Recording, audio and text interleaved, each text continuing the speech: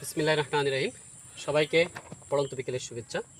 আসলে কৃষি কাজ প্রচণ্ড পরিশ্রমের কাজ। পরিশ্রম না করলে কৃষিতে সফল হওয়া যায় না। আমি চেষ্টা চালিয়ে যাচ্ছি কৃষিতে সফল হওয়ার জন্য বিভিন্ন ধরনের প্রজেক্টের কাজ করেছি। এখন সেই প্রজেক্টের মধ্যে আঙ্গুর যে চারা লাগিয়েছিলাম সেই আঙ্গুরের কিছু অবাঞ্ছিত কিছু শাখা বের হয়েছে, যে শাখাগুলো অবশ্যই কেটে দিতে হবে। প্রথমে উপরে জাংলায় ওঠা পর্যন্ত একটা করেই হলো যে লতা নিতে হবে, এবং অবাঞ্ছিত যে কুশিগুলো থাকবে সেই কুশিগুলো অবশ্যই ছাঁটাই করতে হবে। দর্শক, আমরা এই গাছের যে অবাঞ্ছিত যে কুশিগুলো ছিল সেগুলো আমরা কিন্তু ছাঁটাই করে দিয়েছি, যাতে করে খাদ্য মূল যে লতাটা আছে সেটা গ্রহণ করে দ্রুত বৃদ্ধি পায়। দর্শক দেখেন, চারার মোটামুটি মার্শাল্লাহ অনেক ভালো হেলদি চারা।